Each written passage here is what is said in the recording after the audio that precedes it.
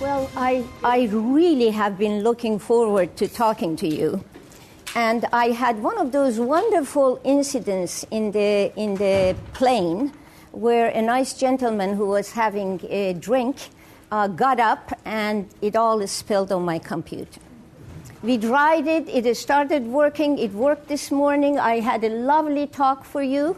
I walked into the room and the computer would not let me in. It doubles up and it does other things. So luckily I have some slides from an older talk about 5 years ago in Australia on one of my jump drives. You're going to hear it. I haven't had time to work it, but you want to hear the message that I would like to give you, and that is cancer cells and their microenvironment. Now, why is it that this is important? Many, many years ago, you didn't hear, I had a background in chemistry and bacterial genetics. I came into biology not knowing very much, not ever having looked at one of the regular textbooks. And I must say, I was amazed at the way the cell biologists were doing biology. And because we put things into the incubator, we changed their pH, we changed their temperature. Additionally, I began to work. I see that I haven't even changed my glasses. Can somebody give me my... This really threw us all off. I know that you are actually filming this, but it's all right. It's one of those things that happens. And let's see if I can find that one. And so what happened was that it was at the heyday of the oncogene research. It was very exciting for people. Many of you have heard right here many, many talks about oncogenes. And people were excited for very good reason, because they had found these genes that actually cause cancer. And they could find a single gene in a virus that could actually do it. So I began to think about what it meant that you could put a single gene in a virus into a chicken and get a huge tumor. And those were some of my earliest slides that you're not going to see. So what I did was that I began to question whether or not you could have a single gene and make a tumor and have that tumor go and kill you. I thought if that happened, we would be tumors all over, because many of us have mutations in our body. So I took this virus that I was working with called Rouse sarcoma virus, and when I had my own laboratory, I could show that the virus was making a huge tumor here on the chicken. Then I injected it with the work of a postdoc into a chicken embryo, and we showed that the virus got into the chicken embryo wing, made itself and its activity known. This is a gene called pp60-Sarc, and it didn't make a tumor. Nobody believed this. We published it in some very fancy journal. We published it in Nature. And then nobody believed it, and I don't blame them. It was sort of off the chart in those days. And so one of the things we did was that we took the gene, attached it to a reporter gene that was blue, and we could show that the gene made these blue in the beautiful chick feather. Now, if we took this chick feather, dissociated it, and put it in a dish, we got mass blue cells. So in the chicken, you got a tumor. In the chick embryo, you got a beautiful blue chick embryo feather. In the dish, you got a mass of transformation. So the question was, what is actually going on? So one of the things that I began to get interested in was that context, i.e. where the oncogene is, really matters. The context makes the tumor on the chicken, makes the beautiful feather in the embryo, and makes a mass of transformed cells on a dish. And I wish you could have seen the slides. So in order to be able to make people listen, we had done many, many years of work, but it really wasn't connecting with them. So I decided that we better think about a larger question. You have 10 trillion cells in your body, 10 trillion cells. Think about that. It's even higher than national debt. So, and every gene in these 10 trillion cells, every cell in these 10 trillion cells are the same. The genes are the same. So how does your nose become your nose, your finger, your elbow, your breast, prostate, the prostate, so the gentleman would listen. And so I began to think about the fact that you start from a single cell, make a double cell, make an embryo, and I usually show a picture of Madonna or something to just show to people that this process absolutely boggles my mind. Not only does your nose become your nose and your finger, but they remain there. And they don't go anywhere. So we got interested in the following question. How is tissue specificity maintained? This means noseness, fingerness, breastness, prostateness, right? How is it one can study this in a mammal? People do genetics with these fruit flies. I wish fruit flies had breasts. They don't. So how is the program lost in malignancy? It's precisely when a cell doesn't know that it's supposed to be a nose or a finger or a breast or a prostate that they pile up and go elsewhere. And finally, how can one use this information for therapy? Because we are interested in the consequences of the basic research in the laboratory. So we chose the mammary gland as an experimental animal. It starts with a little onlaga. It grows like that and like this and like that when the animal gets pregnant. And then like this when it lactates, and when it involutes, it goes back all the way back there. And as you see here in these pictures that are actual section of the mammary gland, you see that it just changes like an embryo. So it's an organism outside an organism.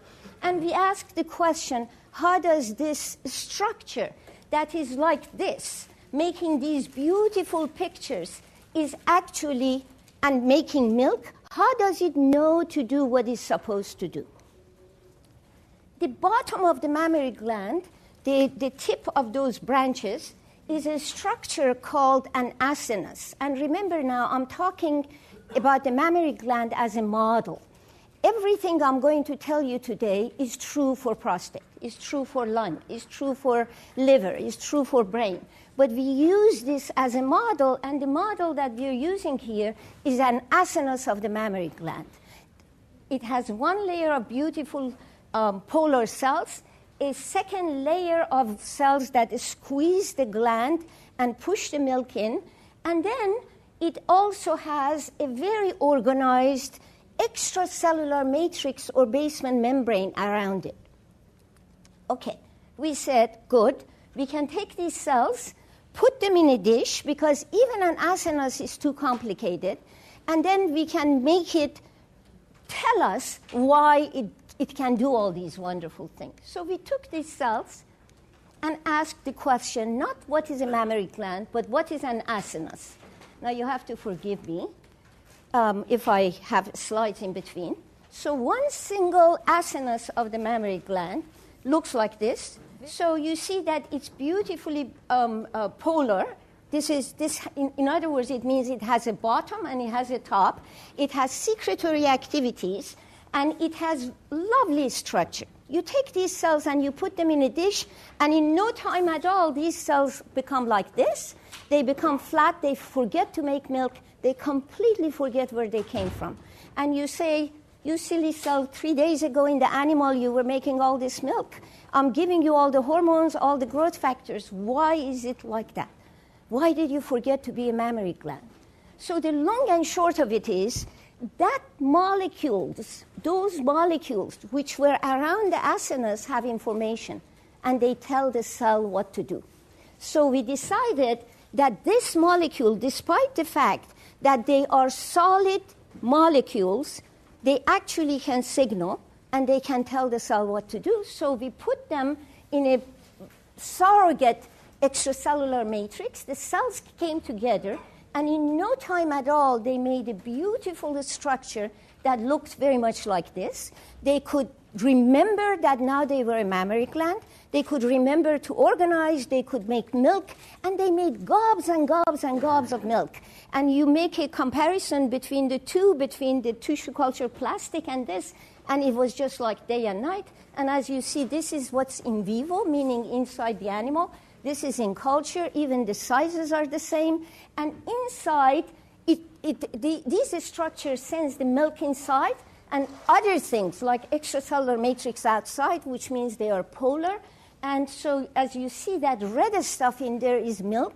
So by giving them a three-dimensional structure, by giving them a different context, all of a sudden, mammary cell remembered that they are mammary gland. And they are supposed to do all these wonderful things. And I had a big birthday, and everybody had this for me because we had a lot of milk. So we asked the question, is it also true for human breast? Is it only for the mouse or for human breast? So in collaboration with a colleague in Denmark, we took cells from reduction mammoplasty because women have larger breasts from time to time, and you have access to this tissue. The cells inside this reduction mammoplasty have something that is very analogous to an Asanas. You put it in a two-dimension, it looks like this, which looks like what most people work with. Now you put them inside this gelatinous extracellular matrix, they reorganize, and we developed all sorts of models. We developed a wonderful model of actually the only model of human breast cancer outside humans. We took cells from reduction mammoplasty. We grew it for literally 12 years. We then removed one of the factors, and then we injected it into the mouse, and we eventually got a tumor. So we have a tumor of progression of the breast cancer. And so we can go from the same genetic background, starting from non-malignant to malignant, and we have them all. Okay, so how do we use these things? Let's ask this question first.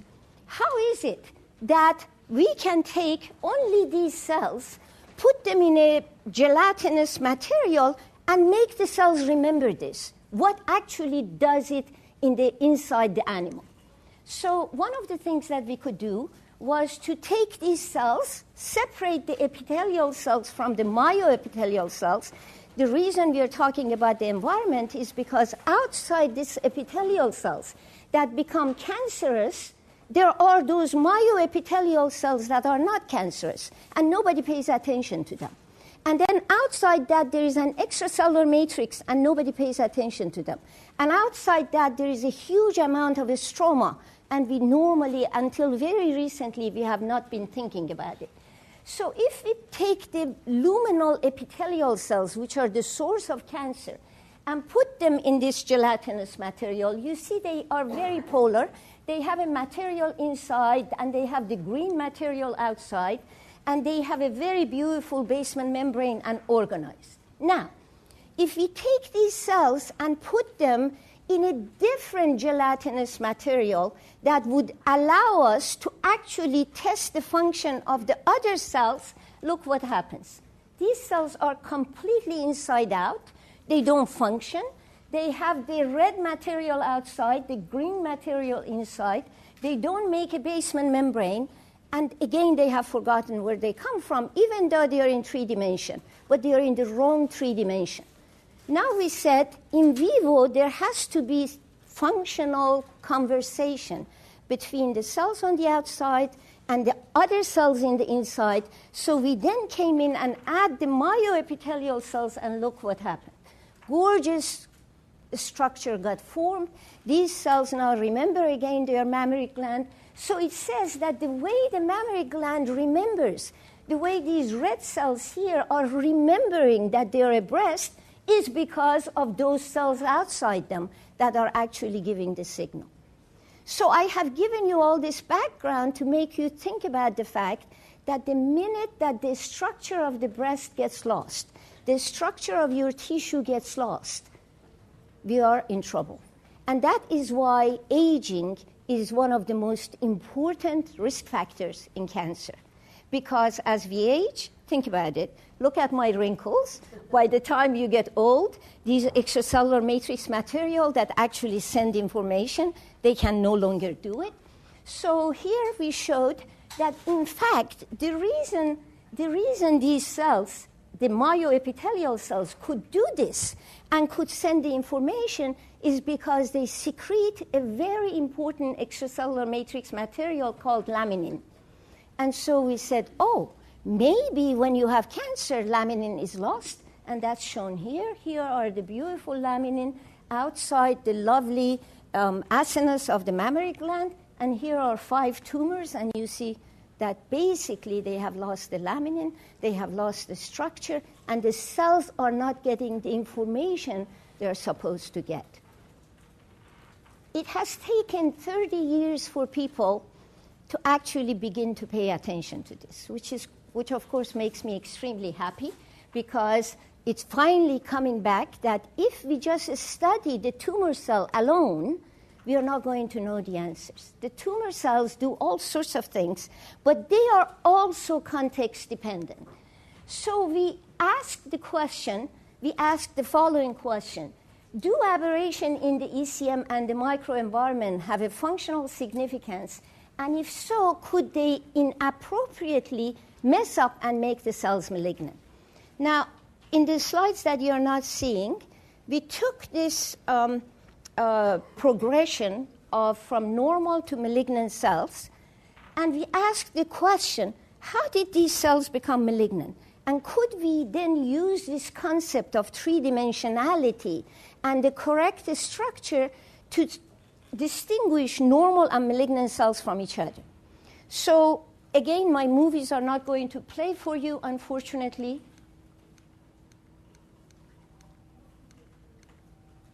They're not, let's see, where are they? Here are the movies. When we put the non-malignant cells, they form a beautiful structure. And down there, if you were going to look at it, every one of them would look like that. And here are the malignant cells, and every one of these would grow to look malignant. And it's like having hundreds and thousands of transgenic or clonal malignant and normal cell in a tissue culture dish. We have taken these cells, because they are clonal, when they become like that, taken them out, looked at them, defined them. We have learned the progression. We also have made what is known as a screen or an assay where we could actually ask questions that other people have not been able to answer, namely that if the normal cells know how to make this three-dimensional structure and the tumor cells don't, but that the structure is important, could we make the tumor cells to think they are normal by changing their structure and signaling? Would they all of a sudden reorganize and think they are normal despite the fact that they have a messy genome? Alternatively, could you take a mouse that is perfectly normal, mess up its structure, and make the mouse think that the breast is disorganized, and it actually, as it ages, would it make tumors without an oncogene, without a suppressor gene, without anything else, by just simply changing the structure? So we did both of the experiments. We can take these cells, find out what's on the cell surface. We can reduce the signaling of these cells to those cells, and look what happens. The cells reorganize, they stop growing, they look absolutely gorgeous, and they think they are not malignant. And again, the movie would not play, so I can show you that every one of those cells actually does this. If we take these three-dimensional structures, inject them into the mouse, they don't form tumors. Now, if we disorganize them and put them back in, they form tumors. Absolutely boggles my mind. And here is the movie that is not playing. These were the malignant, and these are the reverted. Okay, so growth and malignant behavior are regulated at the level of tissue organization, and the tissue organization is regulated by the neighborhood of the epithelial cells. Therefore, cancer does not need to be a situation where you absolutely are condemned to death. if we really knew how to manipulate the microenvironment, if we knew how to manipulate the tumor and do them together, we would make a quantum jump in trying to actually do things that otherwise we couldn't do. And to show you that we didn't just select, we can take the tumor cells that are looking like this in 3 dimensions and then treat them with these signaling inhibitors, and you see that all of them get organized. If we take the DNA from these and DNA from those and look at the structure of the DNA, they're identical. They're a mess. They're like a tumor cell. But here they think they are normal, and here they are not. Now, if we take these cells and dissociate them, make them lose a structure by growing them again on a dish, and again put them in 3 dimensions without the reverting agent, they do these, and when you add the reverting agent, they do that. And we can do it again and again and again. And that says that phenotype. Now, who in the room doesn't know what's a phenotype? Please put your hand up. Okay, a phenotype is your nose and your eyes. Okay? Genotype is the cells in the nature of the DNA and the sequence of the genome inside your nose and eyes. So if you took the cells here and the cells here, they would have the same genome. But you see that they look very different. So the phenotype is dominant over genotype. Okay? And it says that this is also true in cancer. It was a very profound statement to make in the old days about cancer, and I got a lot of grief for it. But it is now understood that it's probably true, and we can do this again and again and again. And if I send the DNA of this and DNA of that and DNA of this and this to all the people who do molecular cloning and sequencing, they come back and say, are you crazy? They're all the same, which of course is exactly what we wanted to show. Anyway, let's see what we have here. So one other thing I want to tell you is that we ask the question, why is it that we use one signaling inhibitor, say something that is at the surface of the cell, like a receptor for an extracellular matrix, and these tumor cells have a lot of growth factor receptors. They have 5 times, 10 times the level of the normal. So we correct this one gets corrected. We correct that one, this one gets corrected. So we can actually have these pathways talking to each other. And what we find, and I have much simpler data than these, is that here is one inhibitor. Here are the normal, here are the malignant. Here are the cells that got reverted. You see we corrected them. Here is another function of these things. You see it got corrected. Here is another function, and it gets corrected. I'm sorry for the slide being a little complicated, but the point is that these things are talking to each other when the structure is correct. If you put them in a 2-dimensional gel, this thing will not get corrected and will look like this. Even though you are adding the same inhibitor, they are not working, while when they are in 3 dimensions, they are working, which is quite exciting. And that's shown here, and here is another example, non-malignant, malignant, non-malignant, malignant, identical gene expression pattern in 2 dimensions, but when you put them in 3 dimensions, look what happens. It goes from here to here. The tumor remains high because it's disorganized, but when we revert the tumor, look at it. It's nothing like that. But even the tumor in 3 dimensions changes, so it says that everything about you is context dependent. Everything about you relates to the neighborhood of the cells in your body. There is nothing that is autonomous. Tumor cells are not autonomous. And the differentiated state is not absolute. It is reversible depending on the microenvironmental condition. So form and function are related dynamically and reciprocally, and when you change one, you change the other. And we have many different ways of now doing this, and by doing this, we have discovered 98 new targets for cancer by actually doing it this way.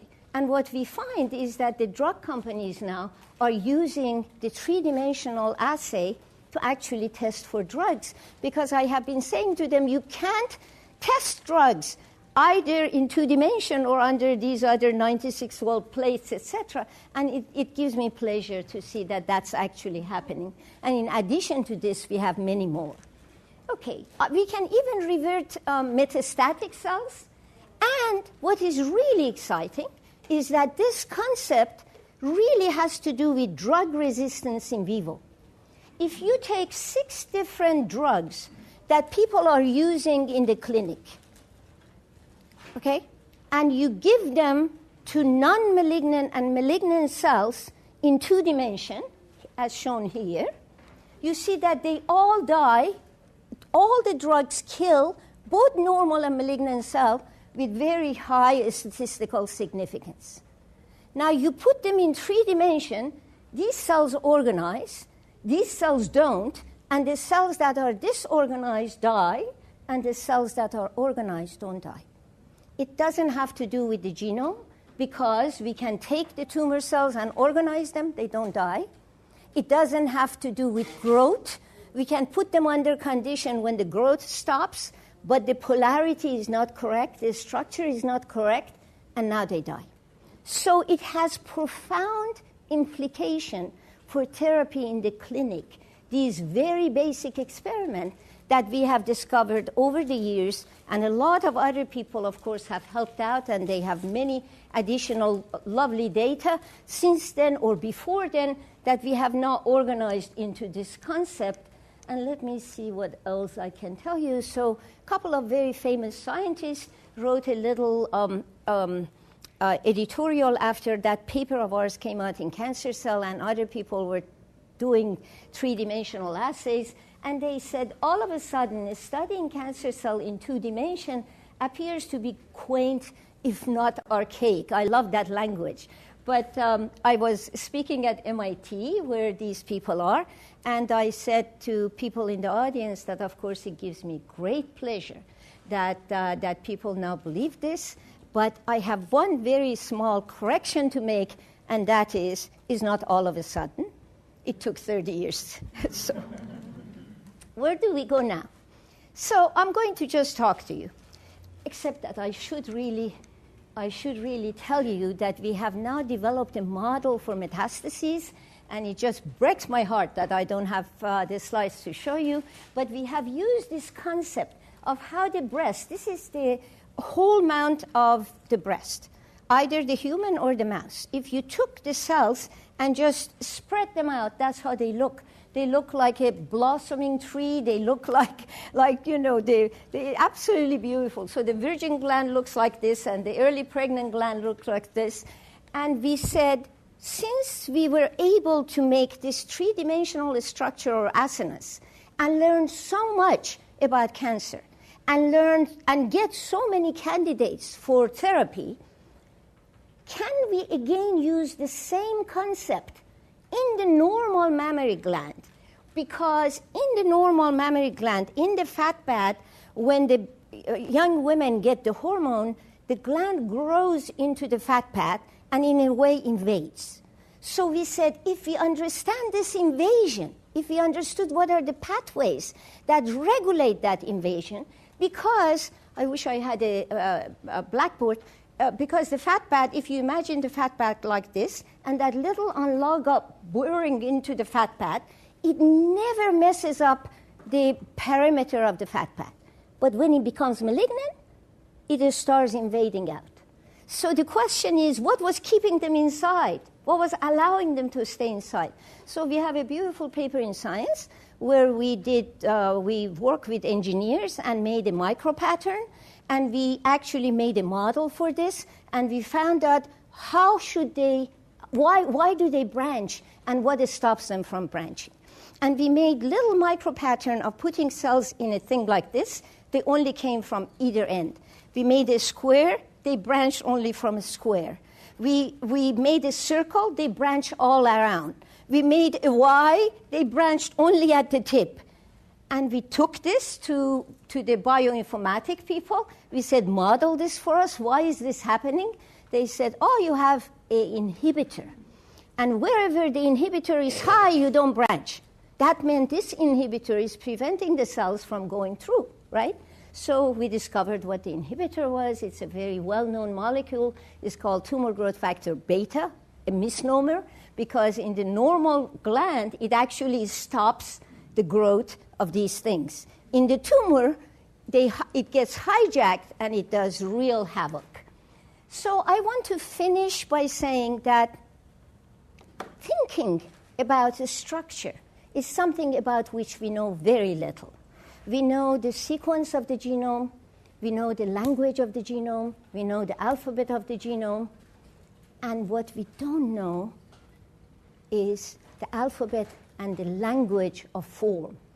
Why we are who we are? How do we become and remain what we are? And I say this to the young people, that there is a fantastic challenge for them. What we have done for the mammary gland needs to be done for every tissue. It needs to be done for pancreas, it needs to be done for ovary, it needs to be done for lung, and it gives me great pleasure that many of my former students who are now professors and have their own labs actually are working on lung, on kidney, on ovary, and some of these things gives me great, wonderful pleasure.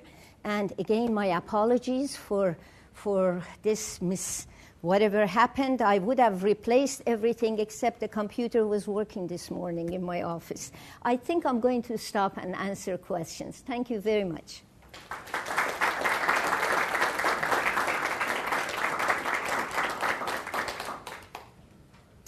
All right. Yes, sir. What has your research indicated the possibilities of this contributing to detection? Obviously, you've learned a lot about how to treat potentially. Are you seeing any things that would help from a detection standpoint? Ways to characterize, say, large, in a rapid way to say, oh, we have a suspicious situation here, here, and here? Well, it's a very good question, and the question is, can you detect the cancer before it goes all the way out? And with the same way that we have made a number, like 92 new markers for cancer, we have about 15 or 20 for pre-malignant. And we have some that actually come up before the cells actually go out of whack. And a lot of that has to do, again, with the organization of the gland. In other words, they have things that have to do with polarity. And in fact, we postulate that a lot of what we call a tumor suppressor, all these tumor suppressors that women, for example, who get breast cancer have what they call BRCA1 or BRCA2 mutation. And BRCA2, so before I answer the rest of your question, let me make another point. And that has to do with the fact that cancer is a tissue-specific disease. So when you have BRCA1 and BRCA2 mutation, you get basically breast cancer or ovarian cancer. When you have APC mutation, even though it's in every cell of your body, you get basically a colon cancer, all right? You don't get breast cancer. So these things have to do with the genes that actually are called tumor suppressors, and they keep and give the information to the tissue to remain what it is. And so we have postulated that a lot of tumor suppressors, in fact, are very good markers for the early loss of this situation, and that if we destroy the structure or purposely, or mess up some of those genes, we actually will get tumors. And we have done those experiments. I didn't get a chance to talk to you. I actually had them even in here, where we took a mouse.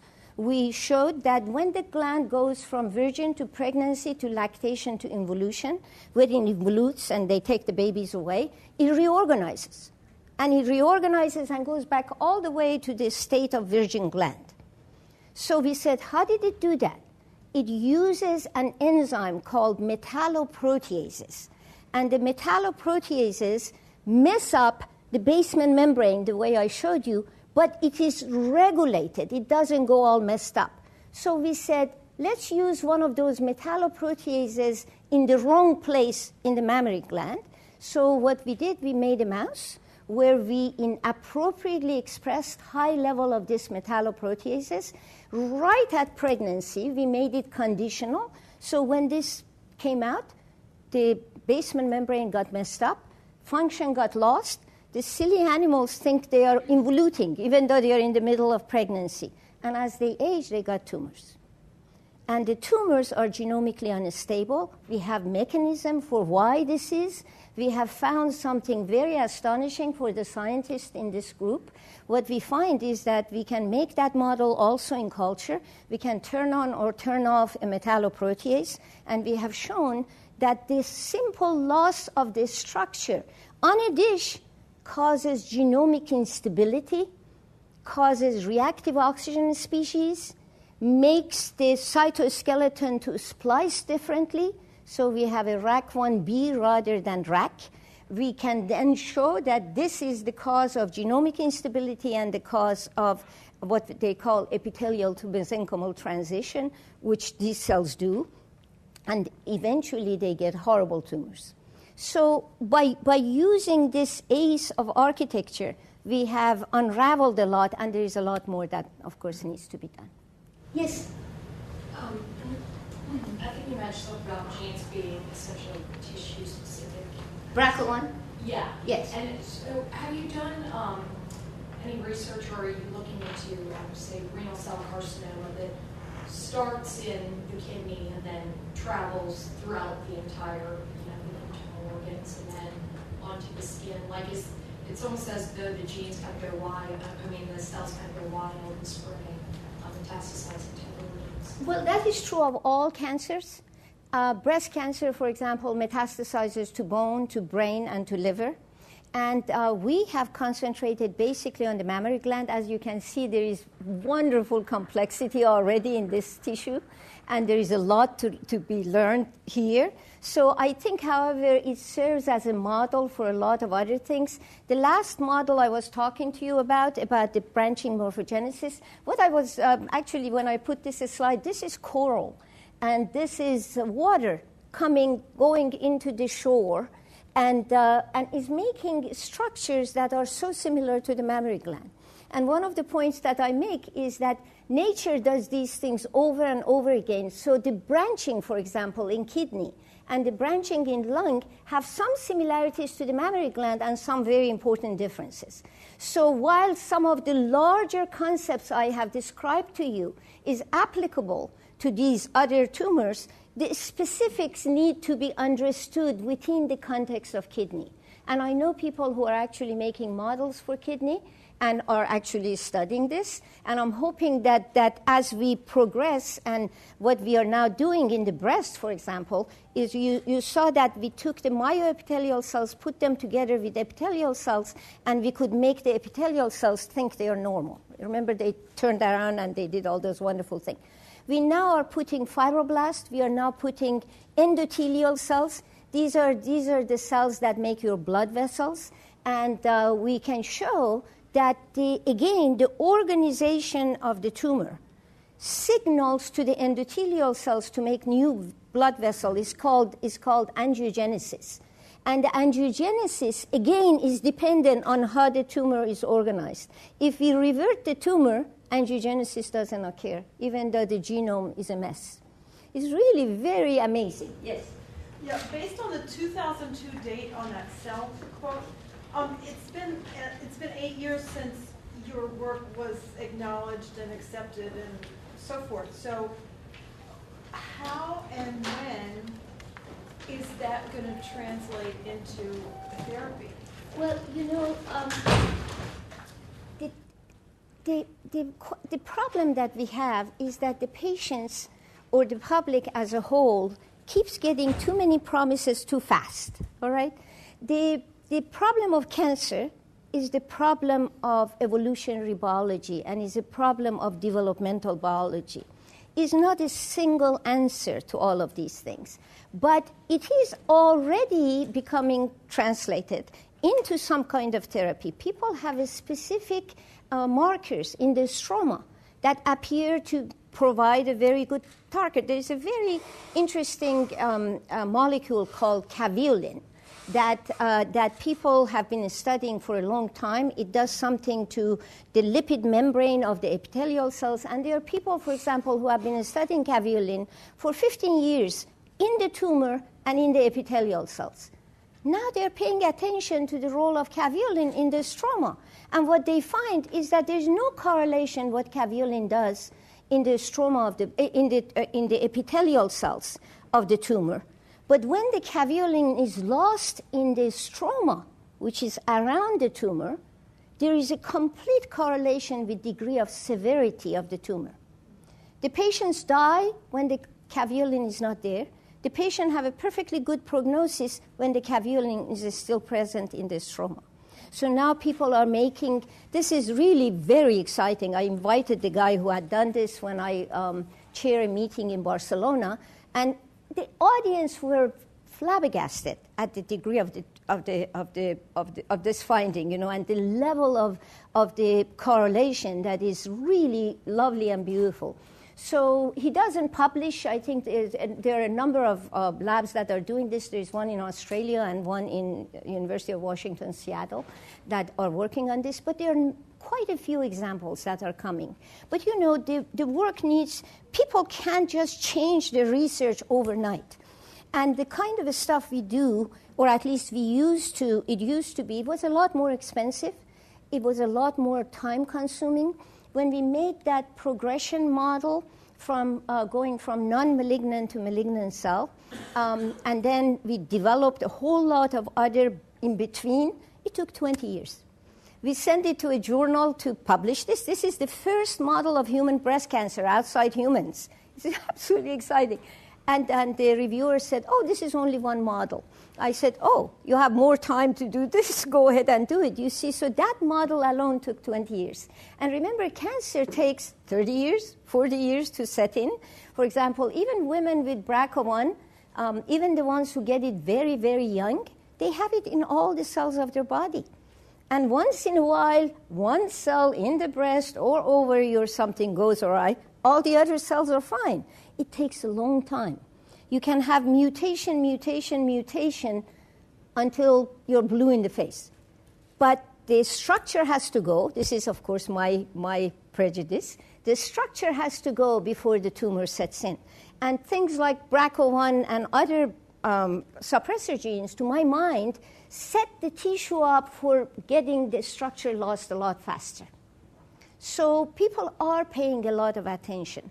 And we are now doing something in answer to your question with regard to BRCA1 patients. And one of the things that we are finding out is that the BRCA1 mutation allows the cells to lose their structure much faster in our three-dimensional model. So we are trying to actually find out about how it goes. So we have to be a little patient. I think people are catching up. And as I said, admittedly, people are dying. And, I had 2 slides for you at the end of my presentation that you didn't see. I had a picture of a very beautiful woman who is a friend of mine, who was a friend of mine, and who was modeling a gorgeous dress. Beautiful woman. She died at the age of 32. She had a BRCA1 mutation. And then I had a picture of my granddaughter right after that. And I wanted to tell you that the bench people who actually do the basic research, care tremendously about translational aspect. It's not that we don't. As you can see, doing basic science can end up changing a whole paradigm or changing the way people are looking at these things. If you don't do the basic science and show people that they need to look at it this way, it's never get translated into clinic, you see. So it has taken this long, but I'm hopeful. And there are a lot of companies that are, as I said, doing these things in 3D. It's quite exciting. They do 96-well plate or 300 plates or whatever, but they have them in this gelatinous stuff, and they're testing drugs. And we have, again, I had a slide for you to show some of our publication where we show that responding to these different drugs behaves very differently in 2D and 3D. Another thing we have done, which another question I'm happy to answer. Okay, so I will tell you this, and I think we'll run out of time. What we have done, we have used this concept of the fact that we can revert the tumor cell. So we said, okay, we can revert the tumor cell under these conditions using inhibitors of a molecule called epidermal growth factor receptor, okay, EGFR. There is a huge new drug on the horizon for people, especially with lung cancer, where they give them EGFR inhibitor. It's called lapatinib and few other drugs. And patients live only 1 month longer. They die after these millions of dollars. There is resistance. Half of it they can explain. 20% of it they can explain. 80% of it they can't explain. So we said, are there molecules in this signaling pathway that we haven't discovered yet? So we said, okay, we'll revert the malignant phenotype with EGFR, but we made a cDNA library. This is something you do in the lab where you can make different kind of DNA. You can inject it, you can put it into these cells, and they go and sit in different places into the genome. And then when you try to revert them, 1,000 will revert and 3 won't, because a pathway or a molecule of signaling has gotten disrupted. You get the way we do this? I wish I had the pictures. But anyway, so we now add EGFR inhibitor, and we see that there are 3 big of these things that don't get reverted, while everything else gets reverted. So we pull those out, we grow them in culture, we put them back in, and if they don't get reverted again, we know we have a target. So we did this. We have discovered 5 new molecules that only have a number in the genome sequence, and 3 of them are in the EGFR pathway. And we now have identified one, we have cloned it, we have sequenced it, we have put it back in, and when we do that, the cells are resistant to lapatinib. And if we then use inhibitors to this molecule, they become sensitive again, which is wonderful. So we are discovering new molecules in this assay that is so much faster, so much easier than doing it in patients or in animals or otherwise, although it's very important to do animal studies. But as long as you do the 3-dimensional models and compare them to the animal, and then do the 3-dimensional model in human and compare them to animals, you can actually find a lot of answers otherwise. So we are very excited, as you can tell. And again, my apologies for this mishap that some gentleman did to me in the plane. I hope I can get the computer fixed.